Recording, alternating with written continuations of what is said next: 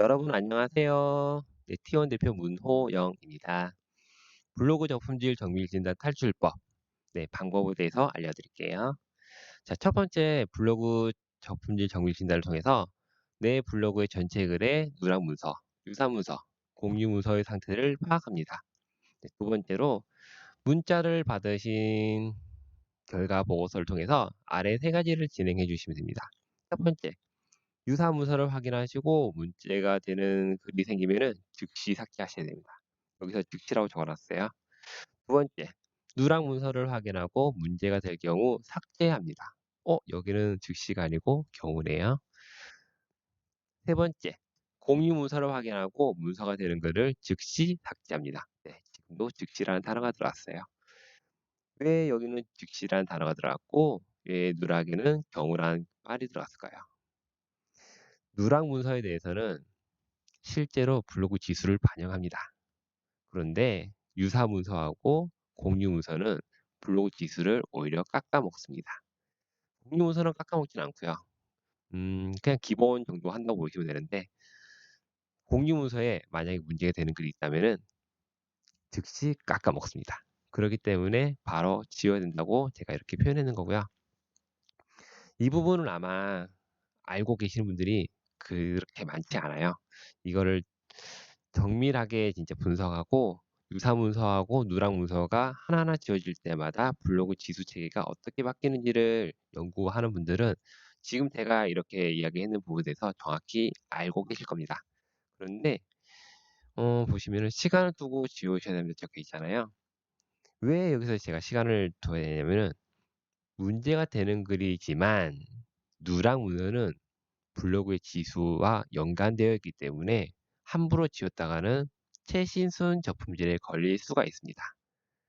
최신순 저품질 안 걸리신 분들은 아마 모르실 거예요. 이게 얼마나 무서운지. 최신순 저품 걸리시면은 일단 내 글을 작성하는 것마다 그냥 꼴찌다 꼴찌. 올리는 글마다 꼴찌 해버리면 얼마나 답답하겠어요.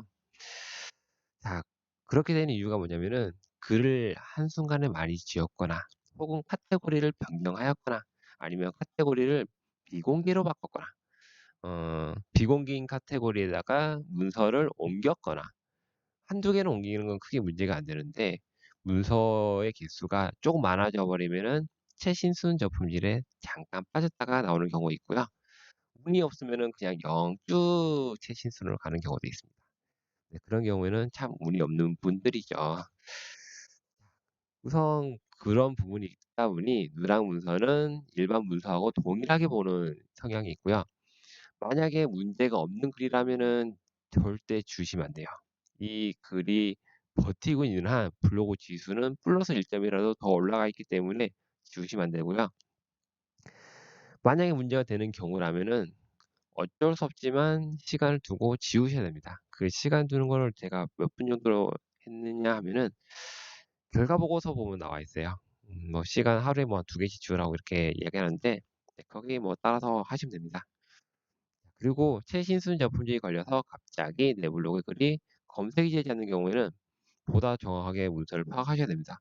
단순하게 유사 문서다, 누락 문서다 이렇게 파악해 가지고 지우는 게 아니라 이거는 의료법에 문제가 있다. 이거는 초상권에 문제가 있다. 이거 저작권에 문제가 있구나. 이런 식으로 글 하나하나 보면서 어떤 문제가 있는지 정확하게 파악을 하셔야 됩니다. 이 부분은 정말 상당히 에너지가 많이 투여되고요. 첫 번째 같은 경우는 그 단순히 누락 여부 그리고 뭐 유사 여부, 공유 여부 이것만 체크해 가지고 지우면 되지만 두 번째는 글을 하나하나 내용을 다 파악하셔야 됩니다. 이 내용을 파악을 못 하신다면은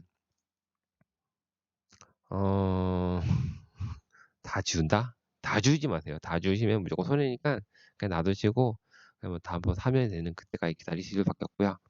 일단 공부하셔 가지고 어떤 문제가 있는지 정확히 아셔야 됩니다. 이 부분 알아내는 게 관건이고요. 사실 이 문제를 안 하셔도 이 부분만 하셔도 어느 정도 해소되는 분들이 많았고요. 실제 이거 누락문서, 유사문서 요 두 개만 파악하셔도 블로그는 거의 대부분 다 살아납니다. 만약 여기서 안 살아나지 않는다면은 이 안에 또 문제가 되겠죠. 그런 부분들은 정확히 파악을 해야 됩니다.